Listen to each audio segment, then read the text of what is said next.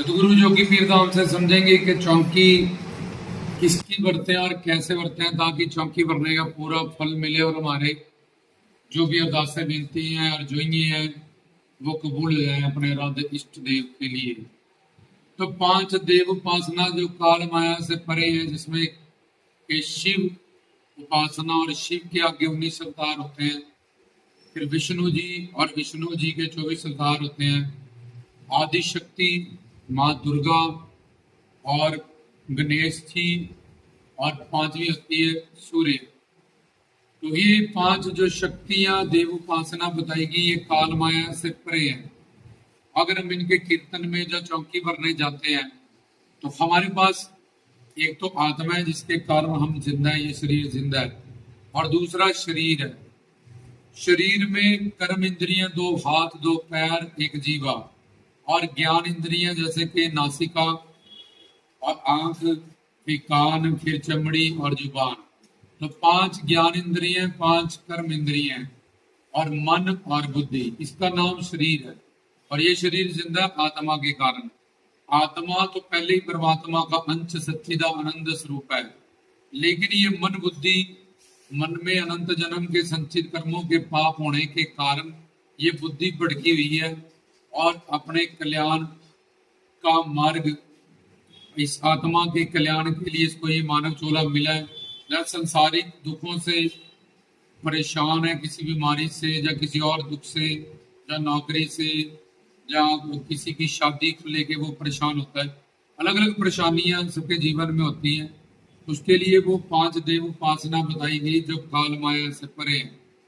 अब चौकी में जाना है इस मन बुद्धि को, बैठना है इस मन बुद्धि को, जुड़ना है इस मन बुद्धि को, फल मिलेगा इस मन बुद्धि को। और हमारे पास शरीर और आत्मा, आत्मा तो पहले ही सच्चिदा आनंद स्वरूप है, परमात्मा का अंश है, संतान है, शक्ति है।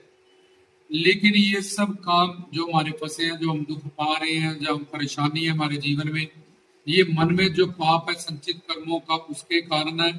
और बुद्धि जो भड़की पड़ी है उसके कारण। और वो सही जगह में सही साधना, सही कीर्तन भजन सत्संग वो नहीं हमें प्राप्त होता। जब हम चौकियों में जाके भी कुछ गलतियां करते हैं जो हमें नहीं करनी चाहिए। तो अब चौकियों में जाएगा ये मन बुद्धि, तो अब शरीर तो साथ में जाएगी।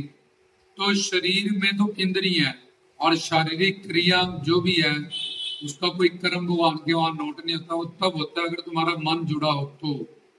पर अगर ये शारीरिक इंद्रियों को हम फ्री छोड़ दे, आंखों को, कानों को, तो यहाँ शोर हो रहा है, वहां कौन आ रहा है, कुछ हो रहा है, तो ये हमारा ध्यान भटकाती है इधर उधर। तो इसलिए जब कीर्तन चौकियों में जाए तो मन को पहले के बाबा बालकनाथ जी की चौकी है, जब पीर जी की चौकी है, जब माता रानी की चौकी है, तो मन को उनके नाम गुण रूप लीला धाम कि मैं इनकी चौकी में यहाँ आई हूँ। तो चौखट पे पहुंच गई हूँ, तो इनके नाम गुण रूप लीला धाम और संत गुरु, इनके ध्यान में ही मेरा मन बुद्धि रहना चाहिए। और प्लस मेरी जो इंद्रियां हैं ये सेवा में रहनी चाहिए। गुरु प्यारी साध संगत की सेवा हो चाहे धाम की सेवा हो, मन बुद्धि बाबा जी या गुरु से उसका जुड़ाव हो, सत्संग हो। मन का काम है जुड़ना, जुबान का काम बोलना है, कान का काम है सुनना। तो अब मन का जुड़ाव रखते हुए कि मैं चौकी भरने आई हूँ, चौखट पे आई हूँ, और 2 घंटे 40 मिनट का अगर निकालती हूँ तो 10 बंद निकलेगा आज का।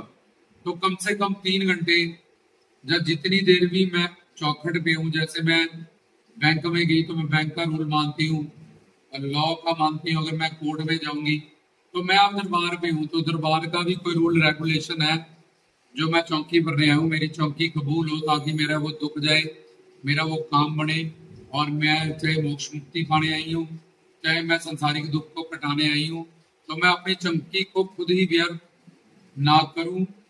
क्योंकि इस मन और इनमें छुपे हुए पापों के कारण मैं दुखी हूं। जब कोई भी दुख मेरे जीवन में आया, जब बीमारी आई है, और ये मैं पवित्र पावन जगह पे आई हूँ शक्ति वाली, उस मन से उन पापों को नष्ट करने आई हूँ, उन कर्मों को, उन दोषों को, जब उन गलती गुनाहों से माफी मांगने आई हूँ। अब चौकी पहले तो मन का जुड़ाव करें, इस बात को समझें और प्लस इंद्रियों को जोड़ दे, फिर सोने पे सुहागा हो जाएगा।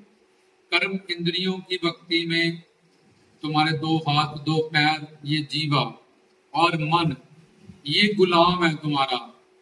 ये गुलाम दिए हैं तुझे कि बुद्धि से गुरु से ज्ञान प्राप्त कर ले कि चौकी कैसे बढ़ते हैं, चौकी में क्या करना है। कि जैसा बुद्धि कहेगी वैसा मन और इंद्रियों को करना पड़ेगा। अगर बुद्धि तुम्हारी भटकी हुई है, खराब है, तो तुम चौकी में जाओ ना जाओ, धाम में जाओ ना जाओ, बैठो ना बैठो, तुम्हें कोई फल वहां से मिलने वाला नहीं है, क्योंकि तुम्हारा वहां सत्संग ही नहीं हुआ, तुम्हारा वहां जुड़ाव ही नहीं हुआ।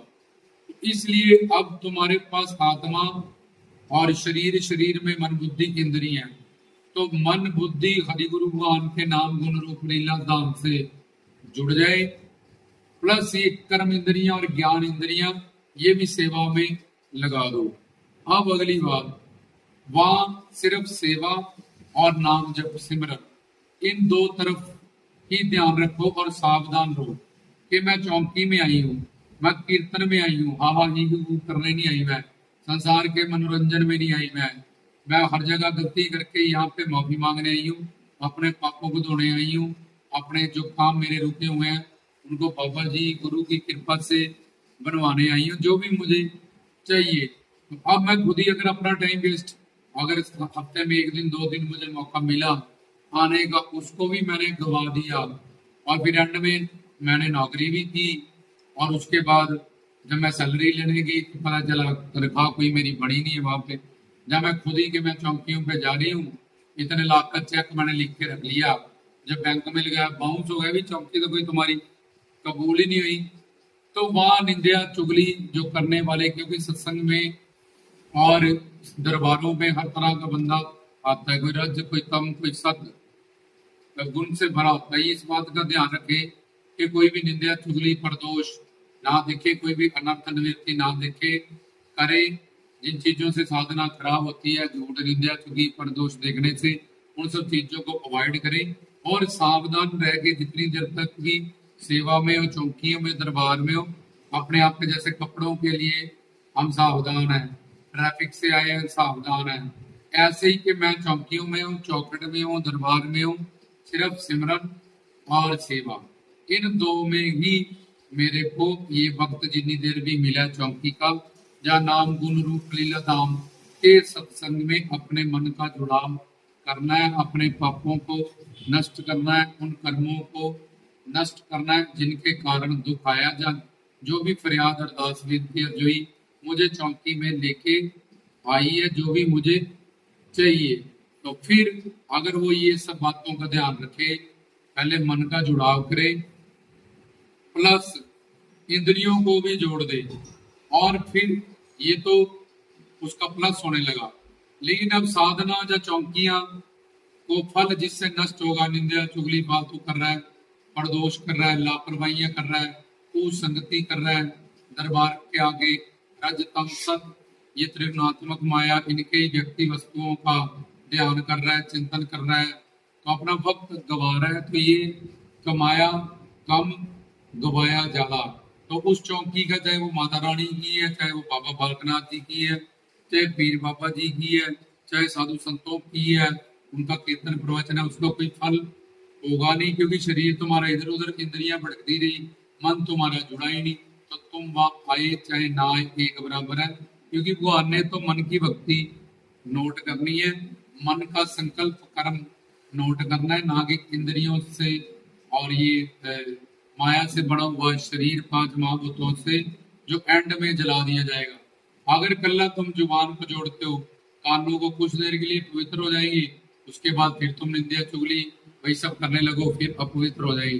तो उतनी देर तक हमें प्रॉपर हरि गुरु भगवान की शरण में, बाबा जी की शरण में ही सब घर परिवार संसार से निकल के इन सब बातों का ध्यान रखे कि उनकी चौखट पे हम बैठ गए। जैसे बैंक का रूल है, कोर्ट का रूल है, हर जगह का एक रूल है। आंख का रूल है कि ये देखेगी, कान का रूल है ये सुनेगा, जुबान का रूल है ये टेस्ट बताएगी। तो एक दूसरे का काम नहीं कर सकते। ऐसी चौकियों का जो रूल है उसको जब तुम निभाओगे तब तुम्हारी चौकियां मंजूर होगी। जितनी चौकियों में भी तुम्हारा काम, किसी की 2, किसी की 4, किसी की 5, किसी की 10, किसी की 6 महीने, वो जरूर बन जाएगा। जैसे रोटी खाने से अपने आप तुम मुंह से अंदर फेंकते हो, मांस, हड्डी, मज्जा, रक्त, वीर्य, खून ऑटोमेटिकली बनता है। ऐसे ही चौंकी सही भरने से, कबूल कराने से ऑटोमेटिकली वो काम बन जाएंगे। इस तरह से चौंकी भरे ताकि पूरा फल तुम्हें मिले, तुम्हारा कल्याण हो, तुम्हारी चौंकी भरे।